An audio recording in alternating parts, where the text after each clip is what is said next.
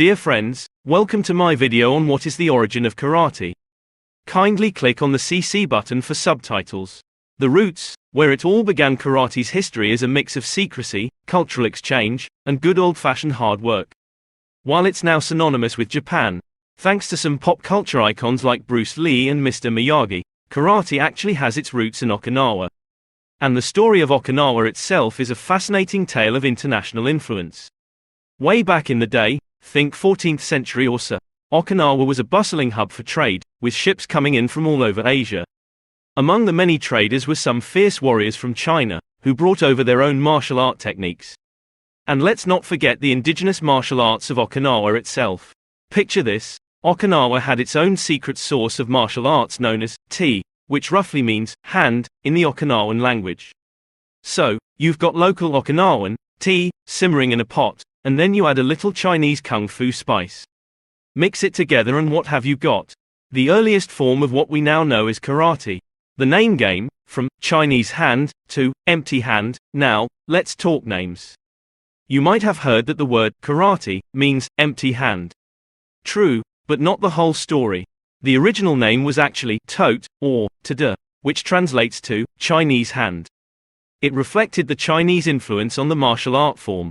However, as Japan's nationalism surged in the early 20th century, the name was changed from Chinese hand to karate, meaning empty hand. It was a way to fully assimilate the art into Japanese culture while emphasizing its core principle, defeating armed enemies without weapons.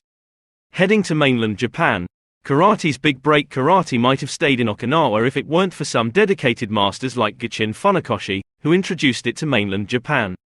He did demonstrations, adapted kata, the choreographed patterns of movements, to be more palatable to the Japanese martial arts community, and even wrote books on the subject. Funakoshi's version of karate was well received, and soon other styles like WWII and Kyokushin also began to flourish in Japan.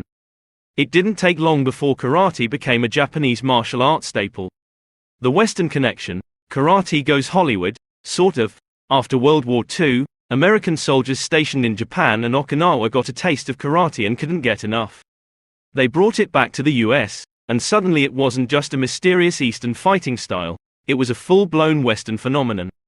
Martial arts movies further fueled the fire, making karate an international sensation. The dojo dynamics, how knowing the origin helps. All right, so now that you're a karate history buff, how does this knowledge help your practice? For starters, understanding the original techniques and their intended purposes can seriously enhance your form. Knowing why a move was developed can help you execute it more effectively. For example, some katas were designed to fight off multiple attackers, while others were focused on one-on-one combat. Differentiating the two can shift your focus and execution. Secondly, it gives you a profound sense of respect for the art. Karate is not just about learning a bunch of cool moves. It's about absorbing the philosophies and ethics that go hand in hand with those moves. It's about discipline, respect for others, and respect for oneself. To sum it all up, karate is a blend of multiple influences, from the indigenous Okinawan martial arts to Chinese kung fu, that has stood the test of time and survived multiple cultural assimilations. Its journey from Okinawa to Japan to the rest of the world is a testament to its effectiveness and universal appeal. Whether you're a seasoned black belt or a white belt just starting out, the rich history and roots of karate can only deepen your understanding and appreciation of the art. So next time you step into your dojo, remember that you're not just practicing a set of physical movements. You're participating in a centuries-old tradition, steeped in a rich history and shaped by complex cultural exchanges. Now go smash those boards and barriers with your newfound wisdom.